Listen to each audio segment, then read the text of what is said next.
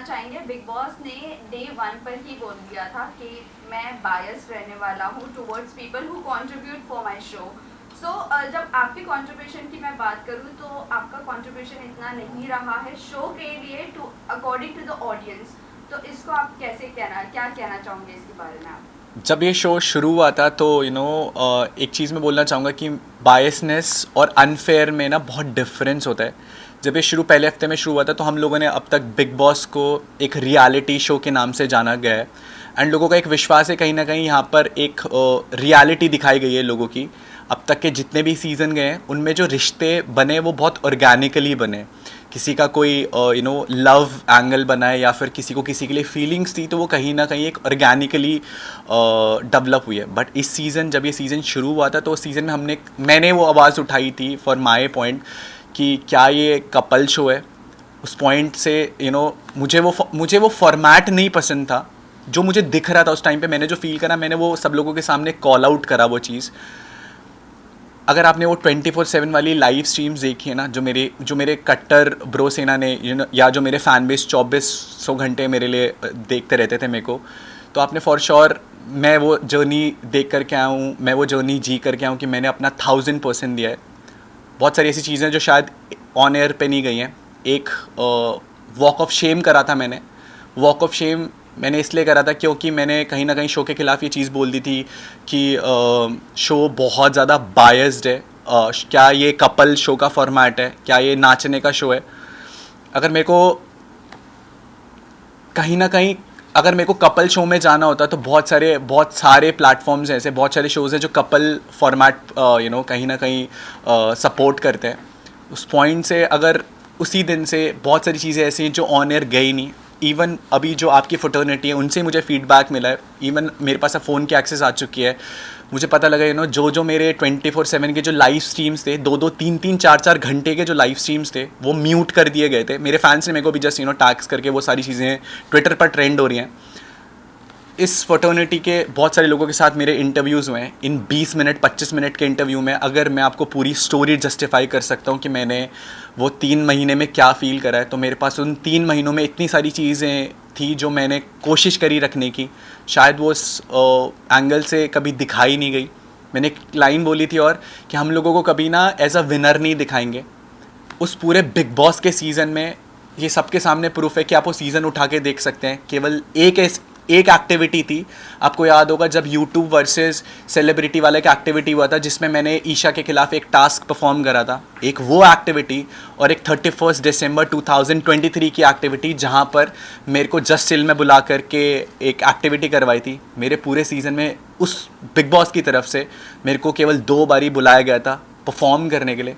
जहाँ पहला मेरा परफॉर्मेंस था इंडिविजुअल लेवल पे, मेरे को जितना परफॉर्म करना आता था मैंने परफॉर्म किया एंड आई वन। अगर आपको परफॉर्म करने का मौका ही ना दिया जाए तो आप अपनी काबिलियत कैसे साबित करोगे। आज शायद 108 कैमरा मौजूद नहीं है बट फिर भी ये 108 कैमराज उस शो के अंदर मेरी वो रियलिटी नहीं जस्टिफाई करा पाए जो इतने कैमराज इस शो के अंदर है, जो एक रियल पॉइंट ऑफ व्यू दिखा पा रहे हैं। शो के अंदर एक बहुत मेन चीज़ थी जो चली थी, जो पॉइंट ऑफ व्यू को लेकर के चली थी। आज की डेट पे सब लोग इस चीज़ को एग्री करेंगे यार कि शो कहीं ना कहीं बायस था। शो ने कहीं ना कहीं उन्हीं लोगों का मुशायरा कराया, उन लोगों के लिए स्टैंड अप करवाया, उन लोगों के लिए डांस परफॉर्मेंस करवाया, उन लोगों के लिए कहीं ना कहीं चीज़ें करवाई जो लोग उनके फेवरेट थे। मुझे था कि मैं वीक 1 से किसी का फेवरेट नहीं था एंड मैंने किसी की डिसरिस्पेक्ट नहीं करी है। मैंने हमेशा उन चीज़ों के लिए आवाज़ उठाई है जो मुझे गलत लगी हैं।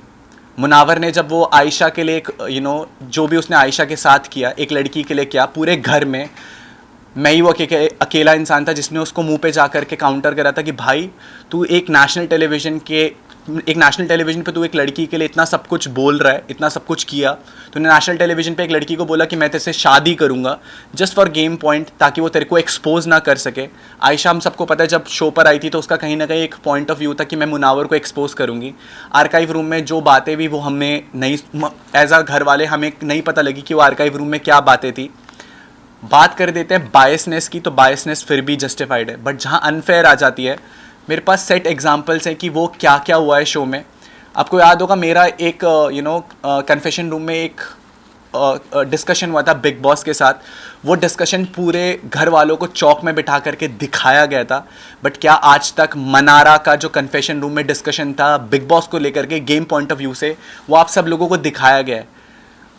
जो मुनावर का डिस्कशन था वो सब कुछ आपको दिखाया गया है। तो हम being a part of the game, कहीं ना कहीं हमें वो उस गेम में वो इन्वॉल्वमेंट ही नहीं मिली, हमें पता ही नहीं चल रहा था कि हो क्या रहा है। आज मैंने वो क्लिप्स देखी हैं तो मनारा को कहीं ना कहीं ये चीज़ बोली, दोस्त किससे दोस्ती रखनी है, किससे दोस्ती नहीं रखनी है। मनारा को ये चीज़, अगर मनारा और मेरी दोस्ती के लिए आज लोग बोल रहे हैं कि कहीं ना कहीं वो एक ऑर्गेनिक दोस्ती थी, कहीं ना कहीं वो एक सच्ची दोस्ती थी जो लोगों को पसंद आई है, उस चीज़ के लिए भी बिग बॉस ने एक चीज़ बोली गई है, आपको देखना पड़ेगा कि आपके सगे कौन है। मेरे पास ऐसे लाखों एग्जाम्पल्स है जहाँ पर कॉर्नर साइड लाइन करने की कोशिश करी गई। क्या आपको लगता है कि मैंने वो 3 महीने कुछ नहीं बोला होगा या मैंने कुछ भी परफॉर्म नहीं करा होगा? मैंने हर एक चीज़ परफॉर्म करी है। वो 24/7 की लाइव स्ट्रीम में वो क्लिप्स हैं। बट मुझे लगता था यार मैं इतना सब कुछ कर रहा हूँ, इतना सब कुछ बोल रहा हूँ, बट उसके बावजूद भी लोग आकर के मेरे को ये बोलते थे कि यार कि तू कुछ नहीं कर रहा है। घर के बाहर लोगों को दिखा है। आप में से बहुत सारे लोगों ने आकर के बोला कि स्टार्टिंग में अनुराग यू केम आउट, जो मेरे साथ 4 हफ्तों के साथ 5 हफ्तों के साथ वो जो ब्रोसेना वाला पॉइंट हुआ था सलमान सर को लेकर के, एक थिन लाइन होती है एक जोक में और एक मॉकरी में।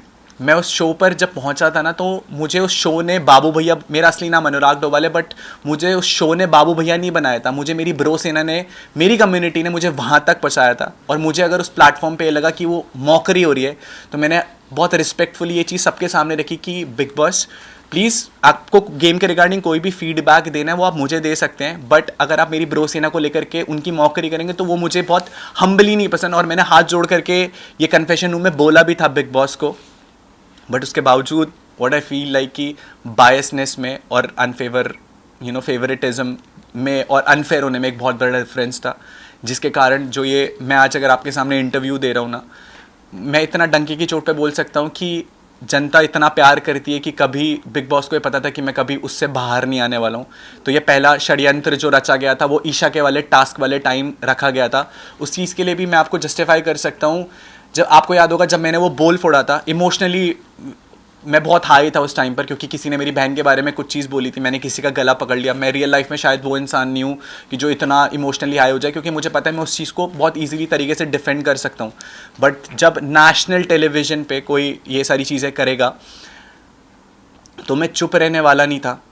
माई whole point of saying is that कि अनफेयर हुआ, प्लान्ड एविक्शन था, मेरे को निकाला गया।